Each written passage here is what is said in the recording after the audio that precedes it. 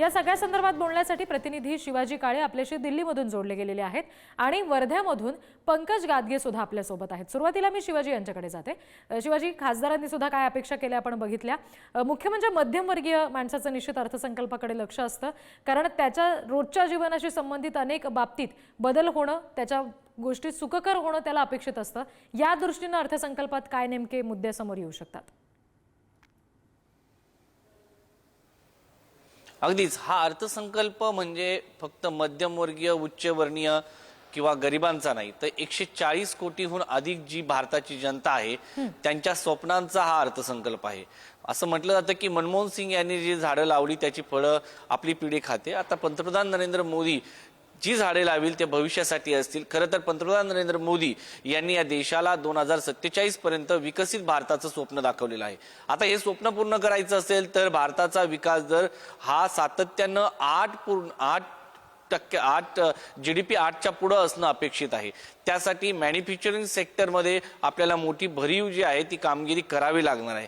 मात्र गेल्या वर्षीचं हे निवडणुकांचं वर्ष असल्यानं जो काही मॅन्युफॅक्चर सेक्टरसाठी किंवा रोजगारांसाठी इन्फ्रास्ट्रक्चरसाठी मोठा निधी गेल्या अर्थसंकल्पामध्ये जो दिला होता तो बऱ्यापैकी खर्च झाला नाही अशी माहिती समोर येताना पाहायला मिळते। त्याचबरोबर जे तंत्रज्ञानाचं मोठं आव्हान आहे, AI सारखं तंत्रज्ञान समोर येत आहे, त्याच्यामध्ये देखील भारताला उतरावं लागणं गरजेचं आहे।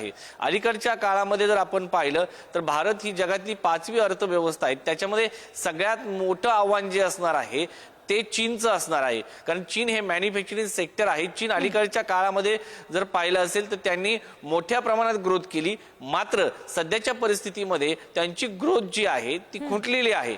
जगातील सर्वात मोठी अर्थव्यवस्था असलेल्या अमेरिकेला कुठेतरी चीन टक्कर देताना पाहायला मिळते। जपान आपल्या पुढे आहे। जपान विकसित देशांच्या गणतीमध्ये पाहायला मिळतं। तेव्हा त्याच्याकडे पाहिल्यानंतर आपल्याला लक्षात येतं की जपानची टेक्नॉलॉजी असो, तंत्रज्ञान असो, याच्यामध्ये कशा पद्धतीने विकास केलेला आहे। भारताचं सगळ्यात मोठं सेक्टर म्हणून सर्व्हिस सेक्टर म्हणून उदयाला येताना पाहायला मिळतं। आतापर्यंत मोठ्या प्रमाणात रोजगार, 7 कोटीच्या आसपास रोजगार याच्यामध्ये लोकांचे पोटं भरली जातात। आता सगळ्यात मोठं सेक्टर जे आहे ते शेती आहे। त्या शेती सेक्टरमध्ये काय केलं जातंय, उत्पादन जे पदार्थांचं होतंय, ज्या शेतमालाचं होतंय त्याच्यावरती प्रोसेसिंग युनिट दिले जात आहेत का, त्याच्यामधून उद्योग उभे राहतात का, चीनचे छोटे छोटे प्रॉडक्ट आपल्याकडे विकायला येतात तसे प्रॉडक्ट भारतामध्ये तयार होऊ शकतात का। आणि मोदी सरकारने ज्या पद्धतीने योजना आणलेल्या आहेत, मेक इन इंडिया असो, या सगळ्या योजनांच्या दृष्टिकोनातून जर आपण विचार केला तर त्याचं प्रोडक्शन वाढणं, त्याची मार्केट तयार होणं आणि जगातली सगळ्यात मोठी मार्केट जर म्हणून पाहिलं तर आता आपण लोकसंख्येच्या बाबतीमध्ये सर्वात पुढे आहोत। मात्र या लोकसंख्येला, या लोकांच्या हाताला काम देखील मिळणं गरजेचं आहे, कारण भारताचा बेरोजगारी दर सातत्याने पाहिला तर 7 आणि 8च्या दरम्यान राहिलेला आहे, तर 8च्या आसपास आपला बेरोजगारी दर आहे। अशा परिस्थितीमध्ये आपण कोणत्या सेक्टरला किती पैसा देतो हे पाहणं महत्त्वाचं असणार आहे। आज निर्मला सीतारामन मध्यमवर्गीयांना दिलासा देताना पाहायला मिळतील, मात्र एक हाताने देऊन एका हाताने घेतायत का हे देखील मोठा प्रश्न आहे। कारण बजेट सादर करणं म्हणजे घर चालवण्यासारखं नाही, तर देशाचा कारभार चालवणं आहे आणि सगळ्या दृष्टिकोनातून विचार करणं गरजेचं आहे, कारण जागतिक संकट देखील महत्त्वाची आहेत। अलीकडच्या काळात सरकारांनी सर्वांनाच फ्री बीजच्या योजना सुरू केल्या, ज्यांना गरज नाही त्यांना देखील योजना सुरू केल्या आहेत मतदानासाठी। अशा परिस्थितीमध्ये जागतिक लेवलला जाऊन आपण जेव्हा स्पर्धा करायचा विचार करतो, भारत एक महाशक्ती होण्याचा विचार करतो, तेव्हा विकसित भारताचं स्वप्न पूर्ण करण्यासाठी गरजूवंतांना मदत असावी। मतदानासाठी फ्री बीज वाटप जे आहे ते कुठेतरी देशाच्या प्रगतीसाठी घातक ठरतं। अशा परिस्थितीमध्ये ज्यांना गरज आहे त्यांनी योजना घ्याव्यात।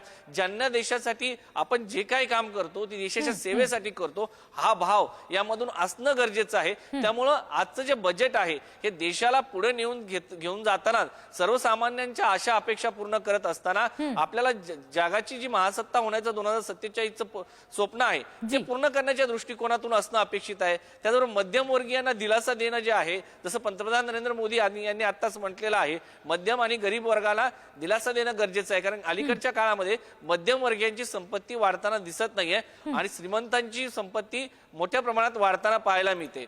यामध्ये मध्यमवर्गातल्या सामान्यांना सगळ्या अर्थसंकल्पातून जास्त अपेक्षा असतील असं म्हणता येईल। शिवाजी, तुम्ही आमच्याशी असेच जोडलेले राहा। आपण थेट वर्ध्यामध्ये जाऊयात। वर्ध्यामध्ये पंकज गादगे आपल्याशी जोडले गेलेत, त्यांच्यासोबत काही शेतकरी आहेत, शेताच्या बांधावरूनच ते त्यांच्याशी संवाद साधतील। पंकज,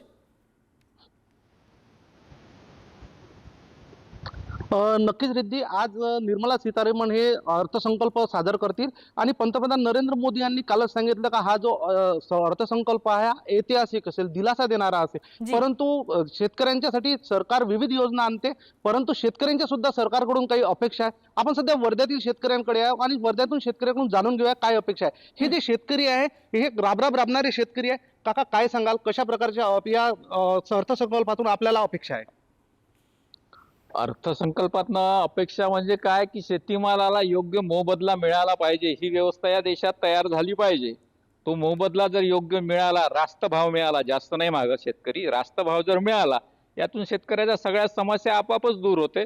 बाकी खूप काही आम्हाला काही कुठल्या गोष्टीची गरज नाही. ना कर्जमुक्ती पाहिजे, ना कुठलं तुमचं तो कोणता किसान न त्याची गरज आहे. त्याचा उत्पादन खर्च भरून निघाल इतकी व्यवस्था तयार प्रश्न आपोआप शेतकऱ्याचा सुटणार आहे. नक्कीच आपल्यासोबत काही शेतकरी नेते आहेत जे शेतकऱ्यांच्या प्रश्नांना घेऊन नेहमी आंदोलन करतात. काय जी. सांगा भाऊ, कशा प्रकारच्या काय अपेक्षा आहे? निवडणुकीमध्ये माननीय पंतप्रधान नरेंद्र मोदी यांनी शेतकऱ्यांच्या सोयाबीनला 6,000 रुपये भाव देण्याची घोषणा केली होती. परंतु शेतकऱ्यांनी अल्पदरात सोयाबीन विक्री केली आहे, नाफेडची खरेदी बंद झाली आहे. अशा परिस्थितीमध्ये भावांतर योजना आणून अर्थसंकल्पातून आणि रास्त भाव, आता सांगितल्याप्रमाणे रास्त भाव देऊन शेतकऱ्यांना दिलासा देण्याचं काम केलं पाहिजे. आणि त्यासोबतच जवळजवळ 90 अशी उत्पादन आहे जे शेती उपयोगासाठी लागतात, ज्याच्यावर 18% GST आहे. एकीकडे शेतकऱ्यांचा मुद्दल निघण्यासाठी, शेतातून मुद्दल निघण्यासाठी संघर्ष सुरू आहे आणि दुसरीकडे जीएसटीच्या माध्यमातून सरकार आपली तिजोरी भरताय. तर हे न करता जी, निश्चित. जीएसटी वर आणि त्याच्यामुळे दिलासा देऊन शेतकऱ्यांना असणाऱ्या या ज्या काही शेतकऱ्यांच्या- अपेक्षा आहेत त्याबाबत सरकार कशा पद्धतीने पूर्तता करतंय हे पाहणं महत्त्वाचं असेल. धन्यवाद पंकज, दिलेल्या सगळ्या माहितीसाठी. शिवाजी, आपल्यालाही धन्यवाद.